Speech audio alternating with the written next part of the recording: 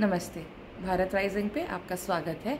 हम आगे बढ़ें इससे पहले आप प्लीज़ इस वीडियो को लाइक करिएगा, शेयर करिएगा, हमारे चैनल को सब्सक्राइब करिएगा और कमेंट ज़रूर से करिएगा कि हम जो बातें कर रहे हैं वो आपको कैसी लग रही हैं।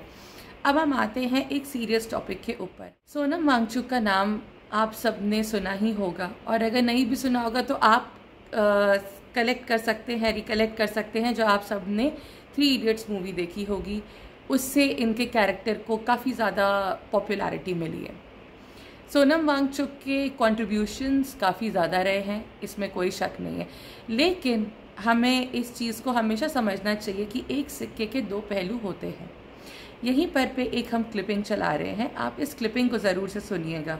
खान ने, जिनकी पिक्चरें चाइना में ज़्यादा चलती है, भारत में कम। फुनसुक वांगडू हकीकत में है ना वहाँ पे सोनम वांगचुक। लद्दाख को ऑटोनॉमी चाहिए, लद्दाख में इंफ्रास्ट्रक्चर डेवलपमेंट बंद होनी चाहिए, एनवायरनमेंट को खतरा है, हमें स्पेशल स्टेटस दीजिए, जैसे किसे नॉर्थ ईस्ट में जैसे है वैसे। Ladakh is Buddhist, they are not tribals. North east के ट्राइबल्स के एक अलग उनका कल्चर है, तो वो मेंटेन करने के लिए उनको आर्टिकल 371 के अंडर वो प्रोटेक्टेड है। इनको वो चाहिए था लद्दाख के लिए। कारण एक ही था कि लद्दाख में भारत सरकार का इंटरफेरेंस कम हो जाए, इंफ्रास्ट्रक्चर डेवलपमेंट रुकेगी तो आर्मी की मूवमेंट जो आज बॉर्डर तक इतने आसानी से हो रही है वो नहीं हो पाए। So because of that election के पहले लद्दाख का मैटर सोनम वांगचुक ने उछाला था। बाद में उनके लेफ्टिस्ट लॉबी के साथ कैसे संबंध है, उनको किस तरह से अवार्ड्स देके इनको भी बड़ा किया गया, सब कुछ डिटेल्स बाहर आ गई।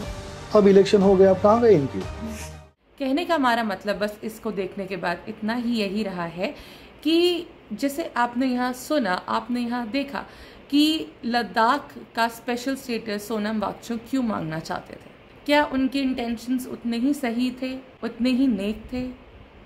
उसके पीछे की सोच क्या थी?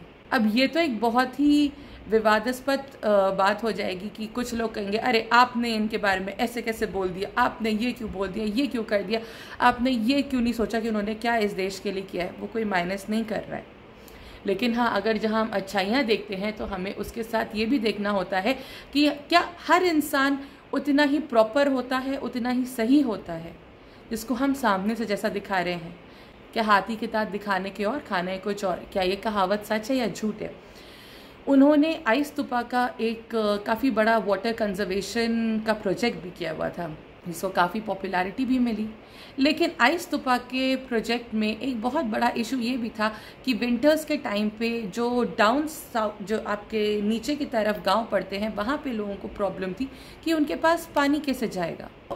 हमेशा ये सोच के चलना चाहिए कि अगर आप एक ऐसा इकोलॉजिकल प्रोजेक्ट उठा रहे हैं जिसको आप कह रहे हैं कि वो एक इतनी बड़ी इशू सॉल्व करने वाला है, तो उसका इम्पैक्ट आगे जाके फ्यूचर में क्या पड़ेगा, ये तो हमें डेफिनेटली खुद भी सोचना चाहिए। और हमें ये चीज़ देखनी चाहिए कि जो इंसान सामने से हमें दिख रहा है वो कितना फेयर है और कितना उसका हर एक्शन जस्टिफाइड है। क्या हमें आइडल वर्शिपिंग नहीं करनी चाहिए, हमें डेफिनेटली हर इंसान की अच्छाई की तारीफ़ करनी चाहिए, उसके एक एफर्ट, एक इनिशिएटिव की भी तारीफ़ करनी चाहिए, लेकिन हमें हीरो वर्शिपिंग नहीं करनी चाहिए कि वो कुछ भी करे, सही या गलत, हम उसको एकदम ही नज़रअंदाज कर दें। तो सोनम वांगचुक के ऊपर ये हमारा छोटा सा वीडियो, आप प्लीज़ हमें बताइएगा कि आप क्या सोचते हैं, या आपने आइस तुपा से रिलेटेड क्या चीज़ें सीखी, आपने क्या समझा और उसके क्या पॉजिटिव्स हैं और क्या नेगेटिव्स हैं, सब चीज़ें आप प्लीज़ हमारे साथ शेयर करिएगा। Thank you.